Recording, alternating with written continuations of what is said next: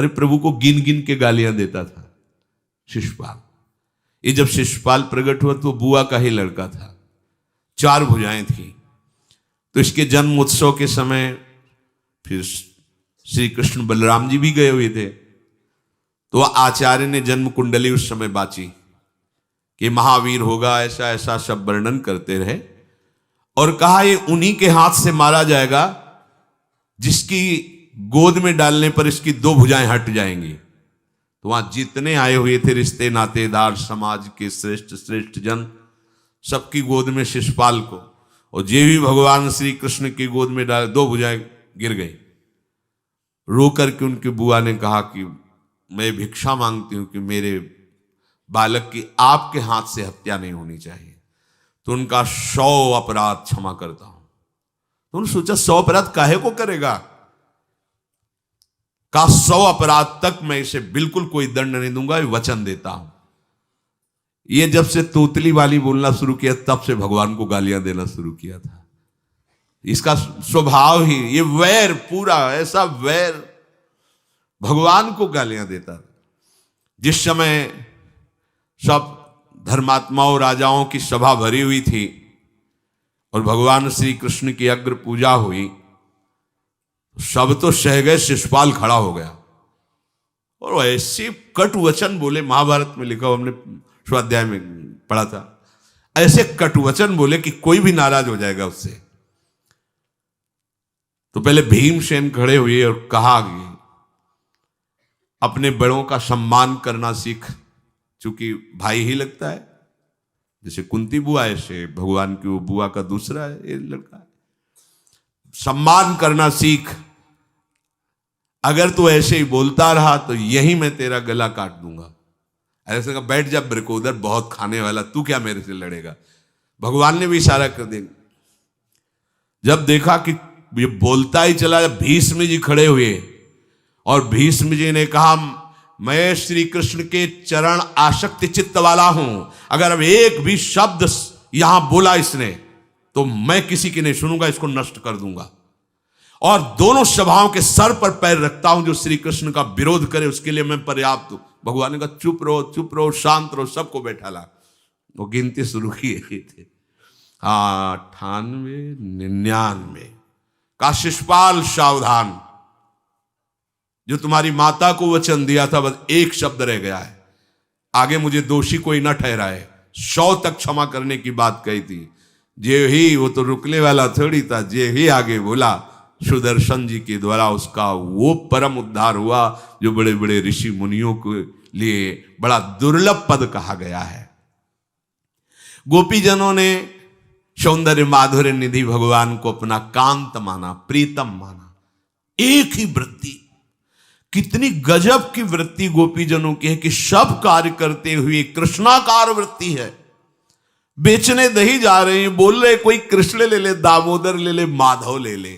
कैसी वृत्ति है, देखो कैसी उच्च कोटि की अवस्था है। किसी भी भाव से हमारे प्रभु से जुड़ जाए तो इच्छा द्वेष द्वंद्वों से वो मुक्त हो जाए। और जब तक ये ठीक है, ये बेठीक है, इस तरह के द्वंद्व तुम्हारे हृदय में बने रहेंगे, तब तक मूढ़ता रहेगी और उससे पतन होता रहेगा। संसार का संबंध दृढ़ होता है इच्छा से। बहुत सुंदर बात है, संसार का संबंध दृढ़ होता ही है इच्छा से। इच्छा खत्म, संसार का संबंध खत्म। कितनी बढ़िया बात है। पर हम भागे घूम रहे हैं इच्छाओं की पूर्ति के लिए। जब एक बता दिया कि समुद्र है भगवान, जो चाहिए इन्हीं से क्यों नहीं, पर इनसे मिलने के लिए भी तुम्हें शराब छोड़ना पड़ेगा, तुम्हें मांस छोड़ना पड़ेगा, व्यभिचार छोड़ना पड़ेगा, गंदे चिंतन छोड़ने पड़ेंगे। वो राजी नहीं हो तो करो पाप और चाहो सुख। ऐसा कैसे हो सकता है? यही है जीव की परेशानी, यही है। वो ये चाहते हैं कि हे संत महात्मा, हे भगवंत, हमको छूट दो, हम खूब गंदे आचरण करें और आप हमसे सेव संतरा रुपया पैसा ले लो और आप ऐसा आशीर्वाद दो कि हमारी उन्नति होती रहे, दुख न मिले, हमें सुख ही मिलता है। कभी स्वप्न में भी नहीं हो सकता। तब लग कुशल न जीव कहूं, सपने हूं मन विश्राम, जब लग भजत न राम कहूं, शोक धाम तज काम। ये दुखों का खजाना काम अर्थात इच्छा, इसका त्याग करके भगवान की शरण में होकर जब तक नाम जप नहीं करोगे, स्वप्न में भी तुम्हें विश्राम नहीं मिलेगा। और नाम जप एक गंदे आचरण करने वालों के हृदय में नहीं हो सकता। नाम परम पवित्र है। ये तभी होगा जब आपका खान पान सात्विक हो, आपका वातावरण सात्विक हो, आपका बोलना उठना बैठना सब सात्विक हो, तब नाम भगवान कृपा करेंगे आपकी जिह्वा। फिर कौन सी इच्छा रह जाएगी, कौन सी इच्छा रह जाएगी? अरे आप विश्वास कीजिए, ये जितनी इच्छाएं हैं सब स्वाप्निक हैं। जब आप सच्चा विवेक धारण करेंगे तो आपसे पूछा भी जाएगा कि जबरदस्ती केवट से कह रहे ले लो, वो कह रहा आप कछुनाथ न चाहिए मोरे, नहीं चाहिए। प्रहलाद जी कह रहे हैं वरदान मांगो, हमारी आज्ञा का पालन करो, तो कह रहे हाँ आपकी आज्ञा का पालन करता हूं, हे नाथ मुझे यही वरदान दीजिए कि आपसे भी कोई इच्छा न रहे। ये वरदान मांगा कि आपसे भी कोई इच्छा। आप सोचो क्या है ऐसा भागवतिक रस कि जिसको वो मिला तो भगवान से भी कह देते। और भक्त तो बड़े विचित्र विचित्र है, वो भगवान से कहते तुम्हारी इच्छा क्या है प्यारे, बोलो हम पूर्ण करते हैं। तुम्हारी इच्छा क्या है, हमारी तो कोई इच्छा ही नहीं, आप बोलो आपकी इच्छा क्या है, आप क्या चाहते हो, मैं कैसे आपको रिझाऊं। ये जब कामना को लेकर के मनोवृत्ति का प्रवाह संसार की तरफ होता है, तब ये कामना ही हमें राग द्वेष में बांध देती है। जो महापुरुषों ने उपासना करके शास्त्र स्वाध्याय करके अनुभव किया है, उसे ध्यान से सुनो। इच्छाओं से बचने का उपाय, इच्छा ही आपके बंधन का कारण है, इच्छा ही जन्म मरण का कारण है। इच्छाओं से बचने का उपाय, कर प्रमाद मत बनो आलसी, करो सुचारु रूप से काम, अपना काम स्वयं करने में लाज बड़प्पन तजो तमाम। पहली बात, शरीरधारी को किसी दूसरे शरीर से अपने शरीर की सेवा तब तक नहीं लेनी चाहिए जब तक बीमार ना हो जाए, असमर्थ ना हो जाए, चाहे गृहस्थ में हो चाहे विरक्त में हो।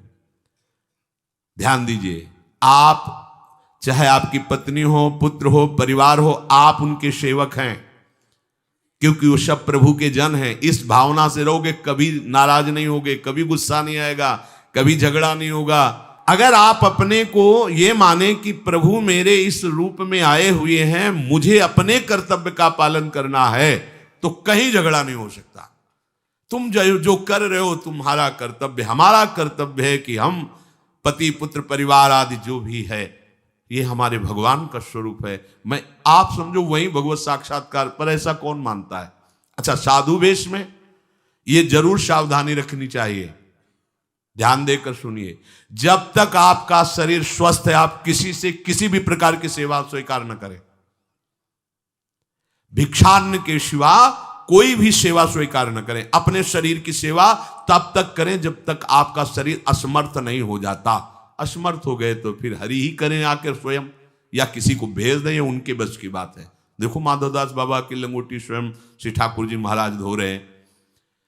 तब तक हमने अपने बड़े संतों को देखा है, बिल्कुल किसी भी तरह की कोई सेवा नहीं स्वीकार करते। अपनी दिनचर्या अपने हाथ से, अपने शरीर की पूरी।